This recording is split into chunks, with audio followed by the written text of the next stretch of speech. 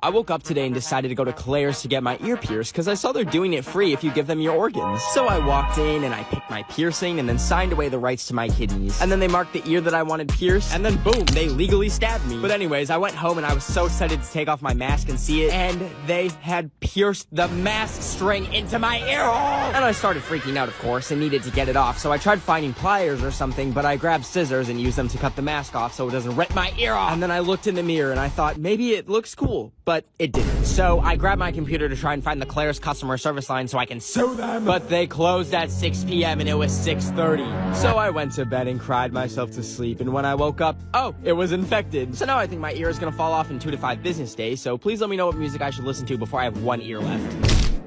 Today, I went to the airport with a pregnancy test because I want to go to Paris, but to fly there, you need to take a test. However, the website didn't specifically say COVID test, so I thought I'd try bringing a pregnancy test to see what would happen. And if that doesn't work, I also did a DNA test, which told me I'm anemic, which is of no surprise to me because every time I stand up for 2 seconds, Anyways, I pulled up to the airport and pulled out the test, but I remembered what you have to do for a pregnancy test. So I snuck away into the bathroom and looked for an empty stall, and then when I got in, I took out the test and put it under some water instead of pee because I'm not a maniac. And then I waited a bit for the line to show up, and once it said I was negative, I brought it up to the gate and gave them the test and my passport, and they let me on the flight to Paris. And I was like, no way, that actually worked. And then I realized you probably just saw my vaccination card and that's all you need instead of a test. So anyways, I got on my flight and now I'm in Paris. And I got one pregnancy test left, so if you're my baby mama whose name rhymes with Yandea, my phone number is 818.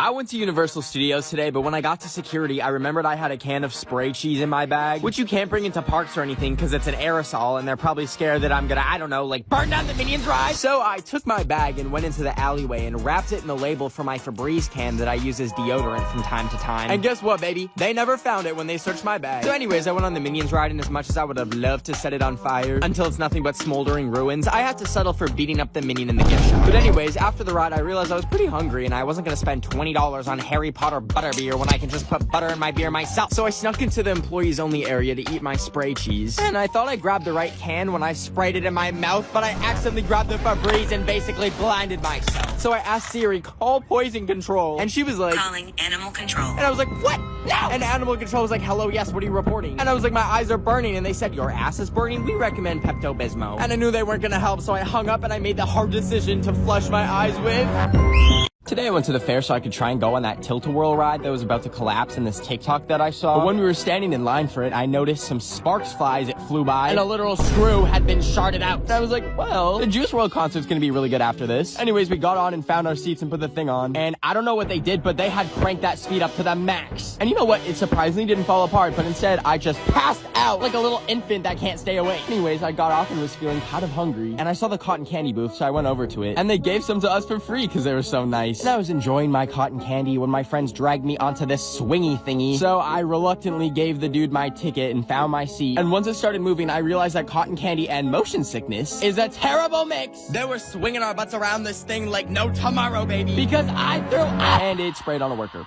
And I'm never allowed back. Today I made a DIY North Korean driver's license by taking a picture with my iPad, and then I googled North Korean IDs and slapped my face on it. And I made it look all pretty by crossing this guy's name off and giving myself a fake name. But I didn't do this so I can get into a club or anything. I did it so that every day I can print a new one and change my birthday to today's date so I can get free stuff every single day like a Starbucks drink or make people be nice to me. Anyways, I first tested my ID at Olive Garden, and the waiter got the whole restaurant singing happy birthday to me.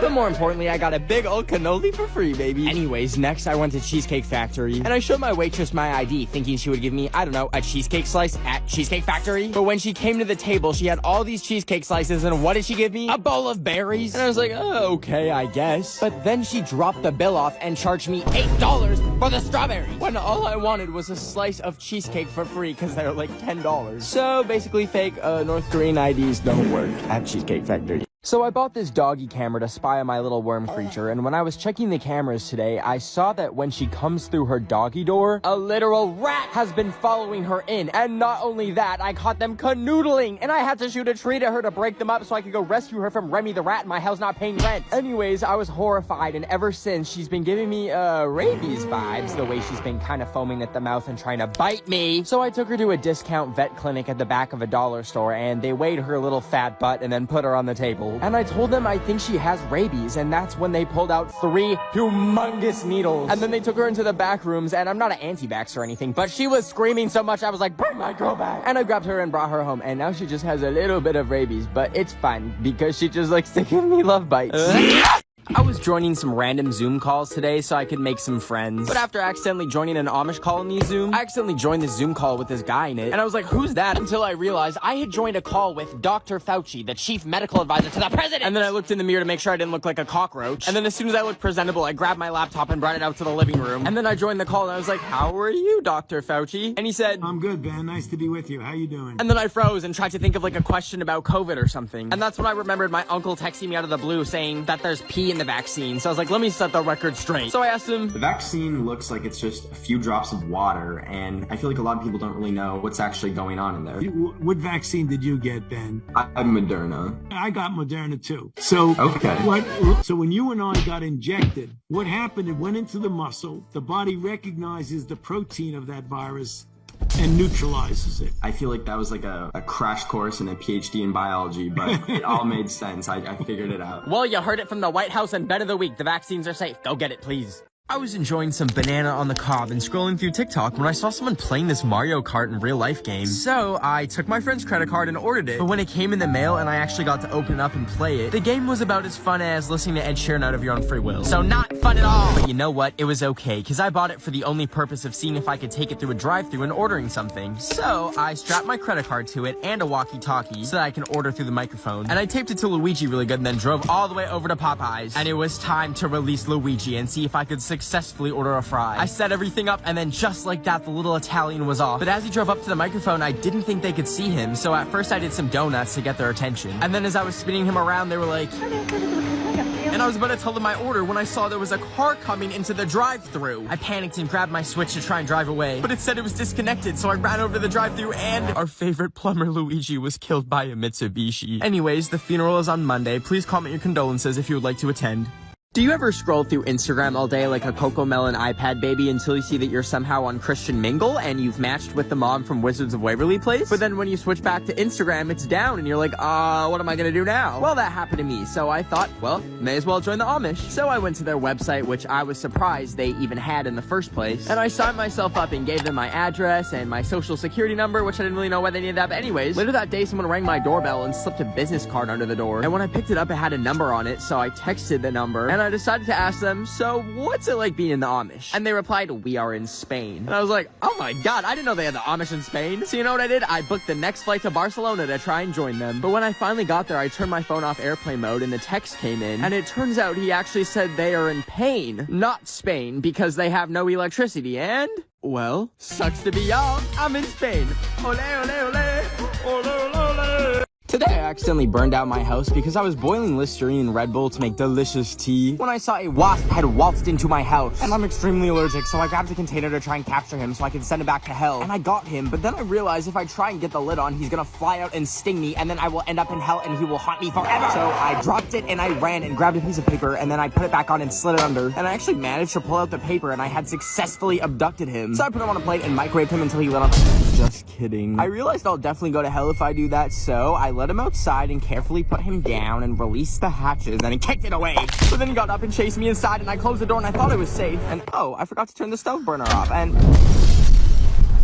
I was picking the ticks out of my dog's fur so I could collect them and inject them with acid until they popped. But just before I could even get to doing that, my phone went off. And when I checked it, my friends had invited me to go rollerblading with them. So I dropped what I was doing and I met them at the roller derby rink. Now, I paid $10 to rent some skates, but listen, these babies were impossible to put on. And when I stood up, it felt like I had fettuccine noodles for legs. But it was actually really fun, except there was a small child who kept trying to chase me, and I'm allergic to small children, so I tried to avoid him at all costs. But then he got too close to me and I ran him over. And in the distance, I heard some lady who I think was his mom screaming at me about her little overgrown fetus. I want the camera! So I left the roller rink and escaped into the mall, but I could still hear her screaming in the distance, so I started running. And then that's when I saw a security guard and told him that there was a psychopath chasing me. And thankfully, he snuck me out of the mall. And turns out she got arrested later for biting an employee. So...